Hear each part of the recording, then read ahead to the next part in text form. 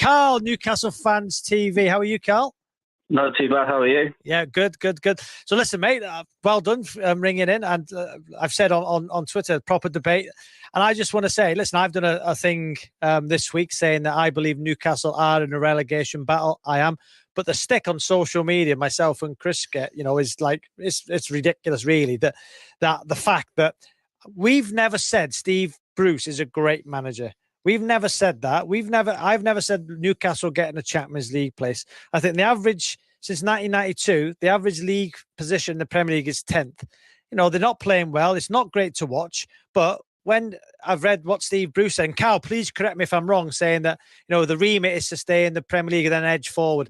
So if that's his remit, I think he will keep you up, although it'll be tough. And it's not great to watch. Sheffield United, we know the possession stats. Sheffield United had more possession and they won the game. And it was pretty woeful to watch. Even Steve Bruce has come out and said it. So we've never said Steve Bruce is a great manager. We're not saying Steve Bruce should manage Manchester United and all these big clubs. What we're saying is, I think that he will keep Newcastle in the Premier League, whichever way that needs to be.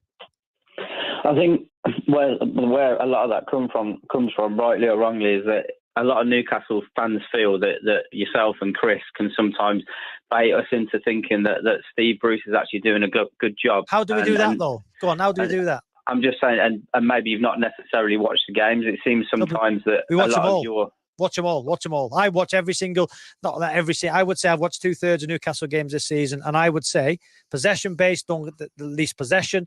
I know Darlow makes all the saves. I know all the stats. And I watch Newcastle, and I think at times, I watched them against Arsenal in the FA Cup. They should have won that game. And I thought they played exceptionally well in that second half. It was on TV. I seen Alan Shearer, Ian Wright. Second half, Andy Carroll should have won the game for Newcastle. Then they go to Sheffield United, and it was so dull to watch. I understand. So we do watch the games, Karl. But I don't disagree with you on the Arsenal game at all, but in the majority of the games, it isn't like that at all. We've nicked a shambolic result against Spurs. We've been lucky with VAR. We beat West Ham, first game of the season, who have gone on and done brilliantly since then. But in that first game, they were absolutely woeful. We've been very, very lucky. And like I say, you've just said that there, but a lot of fans don't believe that you watch the games because... No, we do, Karl. Karl, we do. It's tough for me to I'm not saying whether you do or you don't. No, we do. I'm telling you we do. But you saying that makes me, it makes me even more sceptical to understand where you're coming from, because you've both played at the highest level. You must understand that the way that we're playing is not going to keep us in the Premier League. If you watch every game, you can't honestly believe that Steve Bruce is a man that's going to keep us in the Premier League just because he's done it at other clubs previously. We are terrible, Robbie. Absolutely terrible. Not just the possession stats. Every other attacking stat going forward, we are the worst in the league. Other than where we are as a position, we are the worst in the league. And we made Sheffield United look like Atletico Bilbao. It was ridiculous. Karl, I understand where you're coming from and the frustration. Did you read the Alan Shearer article in The Athletic? I did, yeah. Which was really interesting. And Alan Shearer, I think, was very balanced in the article. Just a couple of things I found interesting in there. And it'll be interesting to hear, your point on this. Alan was saying that even if you change manager, it'll be the same if someone else came in. Do you agree with that? It's hard not to. It's hard not to a certain extent. Because so if that's the case, then why are Newcastle fans so adamant to get rid of Steve Bruce? I don't believe that we would get relegated under another remit. To be honest, I really don't. We all feel that Steve Bruce has kind of potentially lost the dressing room, because a lot of Newcastle fans will agree that we had a decent season last season. He then recruited well in the summer. But it seems that everyone has regressed since then. And that's got to come down. Yes, blame has to be led with the players as well. But a lot of that's got to come to Steve Bruce. He's the man in charge at the end of the day. And even with the players he's brought in, the likes of Callum Wilson, who arguably this season, he's looked fifth at a decent side. He could be looking at 10 to 15 goals. He's being isolated at the moment. We berate people like Joe Linton, and don't get me wrong, he's not a £40 million signing.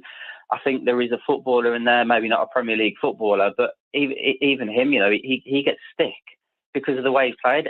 There isn't one player in our side at the moment that's played in position other than the defence. Against Sheffield United, we basically had 4 centre midfielders across the middle of the park. And I think Steve Bruce has come out and admitted he got it badly wrong there. Just on the Joe Linton one, also, which, interesting, what Alan Shearer said about that, because Steve Bruce has taken the flak for that signing. But Alan said in his article that the club are already committed to signing Joe Linton. I think, and don't get me wrong as well. You guys will see a lot on Twitter. That isn't the embodiment of the Newcastle fan base. It's not. Most people know that isn't Steve Bruce's sign, and we know that isn't the case. You'll get people on Twitter that will berate him for that, and that's wrong because that isn't the case. We know that he had nothing to do with that signing, but he's made decent signings in the summer, and they've not performed. And he's not helped that with the way we set up. We can't be setting up 5 at the back against the likes of Sheffield United.